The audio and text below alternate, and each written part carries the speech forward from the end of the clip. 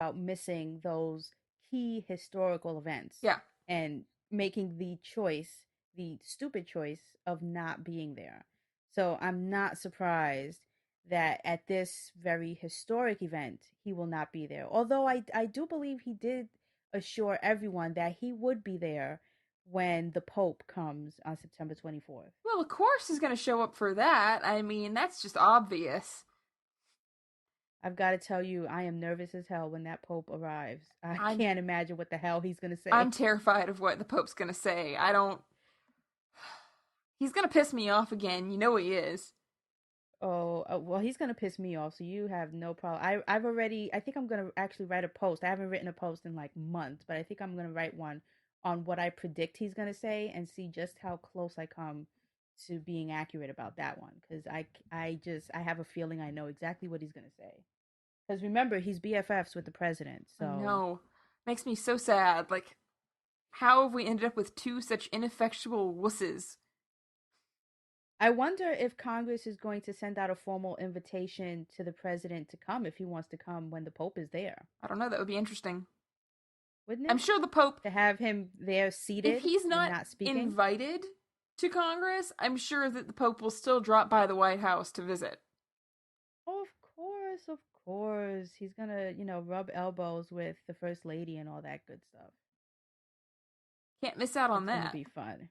No, not at all. Okay, so now something that I feel like we should have, like a chalkboard and have everyone get out their number two pencils for this because this big lie is getting out of control and I don't understand how people are still believing this lie. And the big lie that I'm talking about is this unemployment number. And I don't know what better I don't know what way to explain this. I feel like we've explained this multiple times on our show. We have. But can we seriously understand that 5.6% unemployment is false? It's completely Is false. wrong. It's so inaccurate. It's hysterical. But they get away with it every time. And let's explain this again. That number is the number of people who are not working, who don't have a job, who lost it recently, and are on the books as collecting unemployment and actively looking for a job. What does that mean?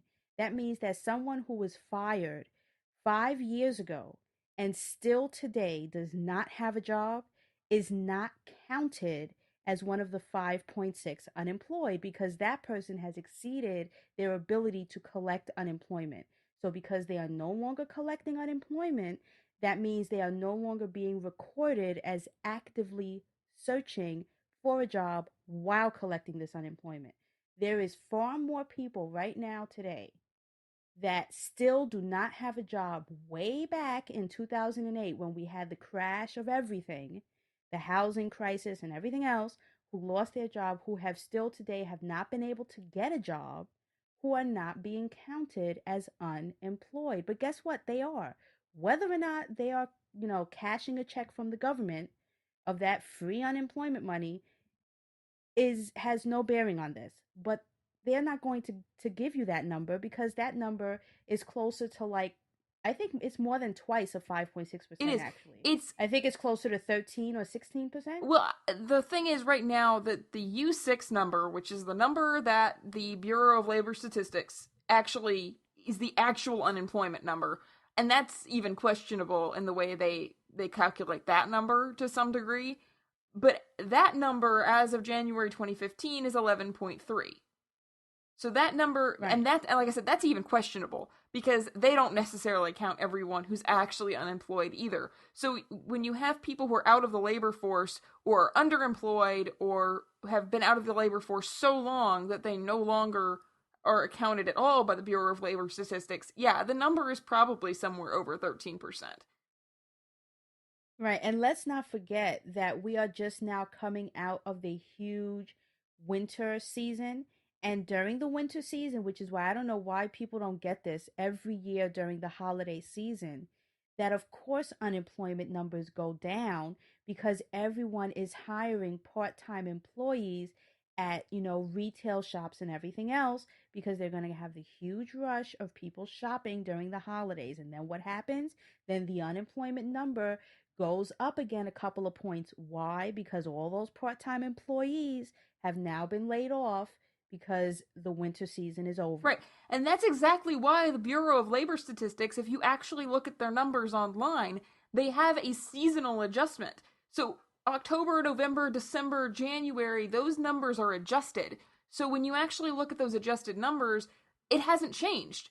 October of 2014, the U6 number was 11.5. November was 11.4. December was 11.2. The only reason those tiny points have been taken off are because of a greater amount of people being hired for the holiday season, but that's still being adjusted for that seasonal employment. Things are not really changing. The numbers are staying are completely stagnant. Right. And as you know, if the actually what would be working in our favor is if unemployment was longer than the 2 years that it is now. Because if unemployment was truly, you know, unlimited and for as long as you were without a job, the unemployment number would actually be more accurate. It would be, you're right, but we'd also be expending a lot more money. And people don't. True. To stay on unemployment, you also have to be actively looking for a job. And most people, even people who are still have been unemployed a short enough period of time to still be on unemployment, lots of them go off of it anyways because they're so discouraged that they stop looking for a job. So we end up with a And then so they end up moving from collecting unemployment checks to collecting welfare checks. right, they change over and suddenly, oh, look, our unemployment rate is down. When it's not. We have more people out of the workforce today than we did 6 years ago.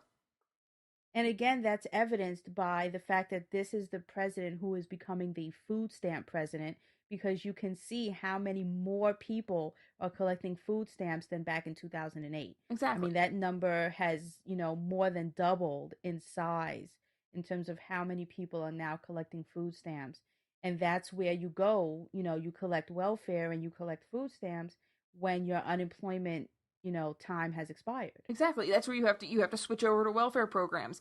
So these people are still not working. They're still in bad situation, but for some reason the government and our president is going around acting like he's succeeded somehow. If I was one of these people on welfare, I would be highly offended that the president is trying to act as if everything's all hunky dory and everyone's fine and happy and our unemployment rate is super super low because I'm on welfare.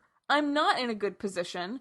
I shouldn't be, you know, being used as a statistic to prove how well he's done when I'm only a statistic to prove how badly he's done.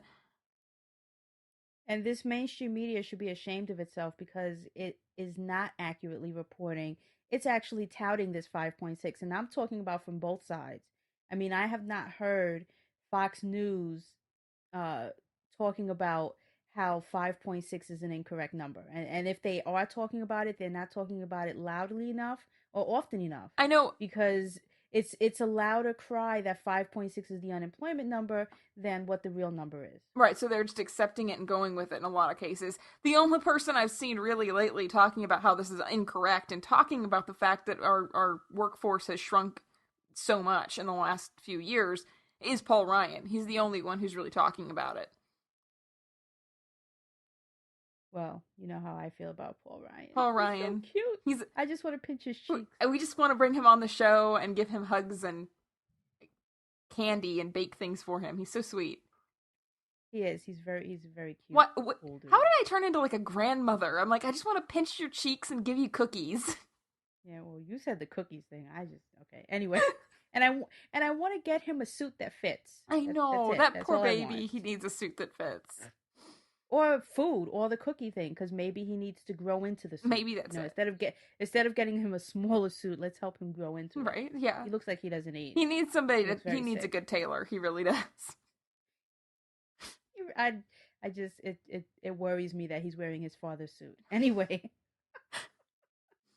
um, so what's next? Oh, Oh God. oh yeah. Yeah. Have you ever had one of those situations in which you hate someone a lot and you're not really sure why, or you don't have a whole lot of reasons for it, and then they say something and you're like, "Aha! I knew I had a good reason to hate this person." Have you ever had that moment? Yeah. That Hmm. was my moment with Rand Paul this week when he came out saying his little thing about how I've heard from a lot of people about how their normal, wonderful children ended up with mental disorders after getting vaccines. I just sat there and went, I knew it. I knew I smelled a rat, and here it is. But I love when people make such a broad statement like that. Like there isn't something, in the genetic realm of that family lineage as to why something happened to the child, or they didn't come across someone else and gets and contract something. Why does it have to be they got vaccinated? I mean, Well, that there were so many studies that disprove that. How can you blame it all on one vaccination? There were so many other factors that can come into play when something happens to a child's mental state. I mean, here's the thing. If you say you had your little 3-year-old child and you went into the doctor and gave them every vaccine all at the same time, yeah, it would probably screw them up because you're not supposed to get all those vaccinations at the same time. It's gonna really seriously mess with your system, whether you're a child or an adult. It's still gonna do that. But to just make a broad statement of saying, "Oh, I've heard that vaccines can cause mental disorders." The only thing that anti-vaxxers hear is, "Look, a senator who also has a medical degree is saying that vaccines cause autism." And whether Rand Paul meant that or not, all he did was open his mouth and enforce these horrible rumors that have been disproven so many times. And he's a doctor. He should know better. Right. Well, he does know better because to backtrack or to try and reverse what he had said, he then tweets a photo of himself getting a booster shot. Right. He's trying to track it back and thinking, no, the damage is done. It doesn't matter whether you show yourself getting a shot now. The people that are gonna repeat what you just said for years and years to justify not getting their children, you know, measles vaccines, they're going to keep doing it regardless of that picture you tweeted. So he needed to think before opening his mouth, and I don't think Rand Paul does that ever. Right, which is hopefully going to end up, uh biting him in the butt. Yeah. And I'm glad for that.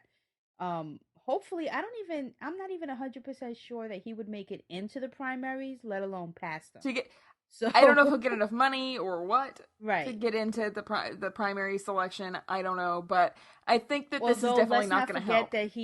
let's not forget that he's a descendant of the Ron Paul machine, and there are a lot of kooks and crazies out It's there true. with nothing but time and But money but who there's will probably be able to raise the money that he needs in order to make it into the primaries. But there's the other thing. And no matter what happens, if he gets into the primaries, the fact that he refuses to denounce his crazy ass father is not going to help him at all.